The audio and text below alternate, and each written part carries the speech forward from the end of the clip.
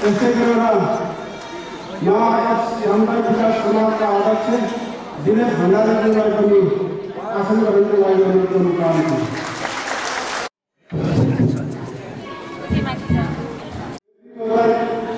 पोखराका अध्यक्ष वेद केसीज्यूलाई पनि विशेष अतिथिको सर्वप्रथम केसी समाजका उपाध्यक्ष निकालाज्यूलाई अतिथिको आसन ग्रहण गरिदिनुमा हार्दिक अनुरोध गर्न चाहन्छु। त्यसै गरेर अतिथिकै क्रममा त्यसै समाजका आमा समूहका अध्यक्ष राजकुमारी केसीज्यूलाई पनि आसन ग्रहणको लागि अनुरोध गर्न चाहन्छु।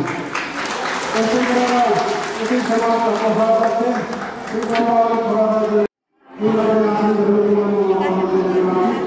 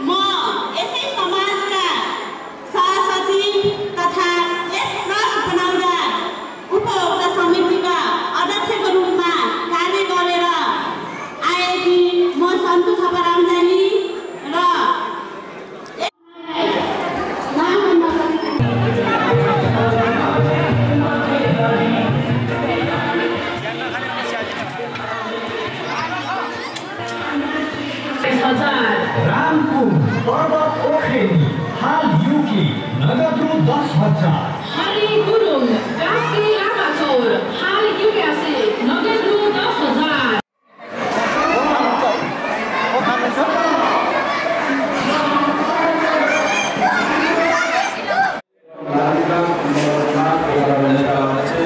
आदरणीय दिदी तारक गुप्ताजी यस कार्यक्रममा अतिथिमा रहनुभएका नेपाली काङ्ग्रेसका सभापति बास्तोलाजी त्यसै गरी तपाईँ आदरणीय कमल बास्तोलाजी र आदरणीय सर्वप्रतिनिधि साथीहरू ममाथि विभिन्न संस्था एवं विभिन्न आम समूहका प्रमुख एवं प्रतिनिधिहरू नवराष्ट्र समुदाय विकास विकासका आदरणीय अध्यक्ष महोदय साथ यहाँ आफ्नो यो ट्रस्ट निर्माण कार्यक्रमको उद्घाटन समारोह नयाँ वर्षको शुभकामना कार्यक्रमका साथसाथै विभिन्न प्रकारका खेलकुद कार्यक्रमको यो भव्य समारोहको बिच आज हामी उपस्थित छौँ। साँच्चै नै यो समाज आज 22औं वर्ष पूरा गरेको छ र 22औं वर्ष पूरा गर्दै गर्दा यो समाजमा योगा दिन आदरणीय सुधार टेकाको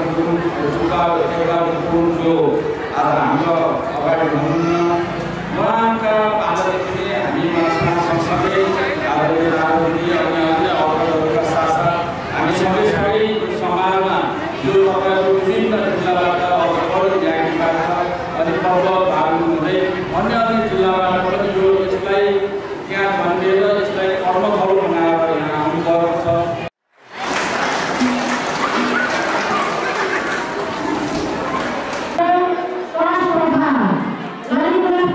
समाजको 2022 को